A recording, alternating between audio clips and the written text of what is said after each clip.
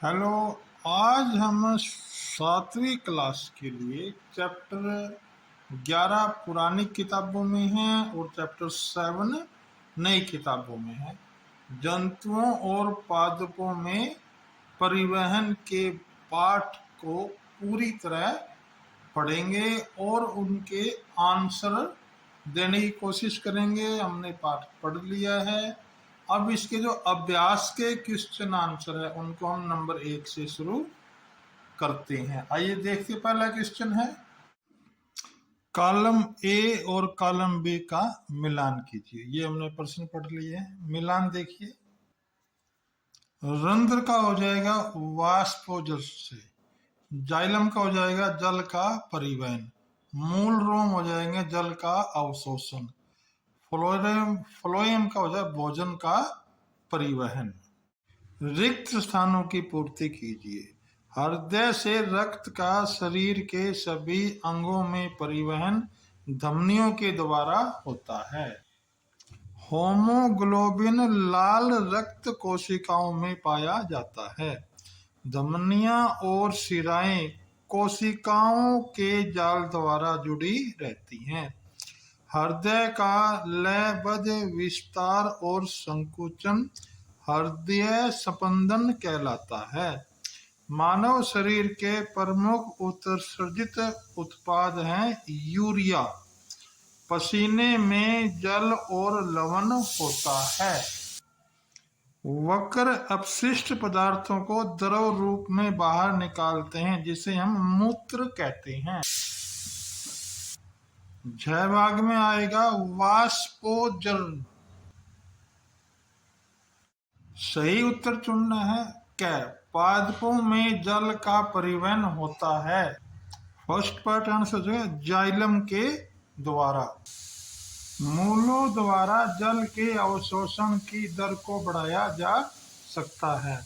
तीसरा पार्ट सही है, पंखे के नीचे रखकर। पादपों और जंतुओं में पदार्थों का परिवहन क्यों आवश्यक है, समझाइए। अपने शारीरिक क्रिया को करने के लिए सभी जीवों को ऊर्जा की आवश्यकता होती है। इसलिए भोजन और ऑक्सीजन को शरीर के सभी भागों में पहुंचना आवश्यक होता है। ऊर्जा हमें भोजन से मिलती है, इसलिए भोजन और ऑक्सीजन को शरीर के सभी भागों में पहुंचना जरूरी होता है। इनके साथ साथ अपशिष्ट पदार्थों को भी इनके उत्पन्न होने वाले बिंदु से लेकर इनके निष्कासित होने वाले बिंदु तक पहुंचाना आवश्यक होता है। इसलिए सभी जीवों में पदार्थों का परिवहन आवश्यक होता है। क्या होगा यदि रक्त में पट्टिकाणु नहीं होंगे? यदि रक्त में पट्टिकाणु नहीं होंगे तो रक्त का थक्का नहीं जम पाएगा। शरीर के किसी भाग में अगर चोट लग जाती है तो रक्त लगातार बहता रहेगा, जिससे व्यक्ति की मृत्यु भी हो सकती है। रंध्र क्या है? रंध्र के दो कार्य बताइए।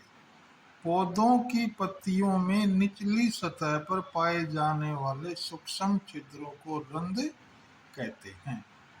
कार्य नंबर 1, पौधों में ऑक्सीजन और कार्बन डाइऑक्साइड गैसों का आदान प्रदान रंध्रों के द्वारा होता है। दूसरा है, रंध्रों के द्वारा ही पौधे से अतिरिक्त जल वाष्पोर्जन द्वारा बाहर निकलता है।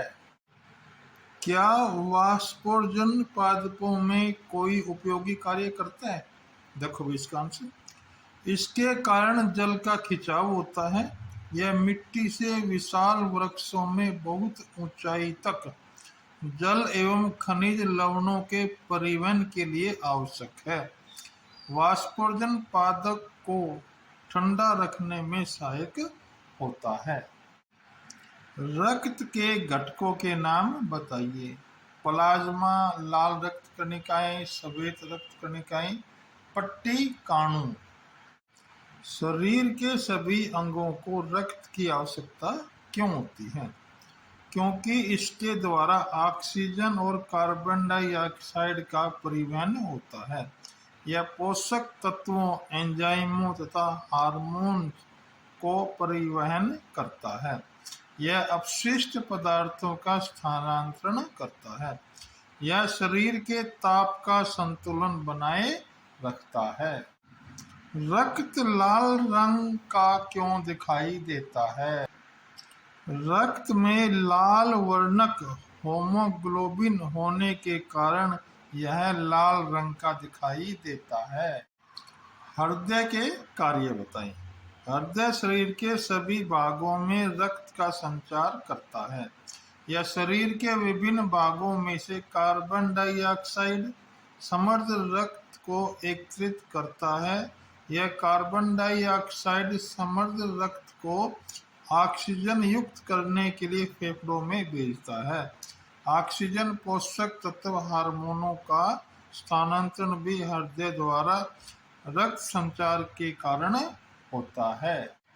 शरीर द्वारा अपशिष्ट पदार्थों को उत्सर्जित करना क्यों आवश्यक है?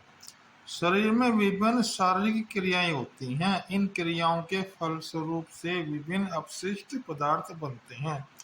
ये अपशिष्ट पदार्थ जहरीले होते हैं और शरीर को हानि पहुंचा सकते हैं। इसलिए इन अपशिष्ट पदार्थों को शरीर से बाहर निकालना आवश्यक है। मानव उत्सर्जन तंत्र का चित्र बनाएं और उसके विभिन्न भागों के नाम कीजिए।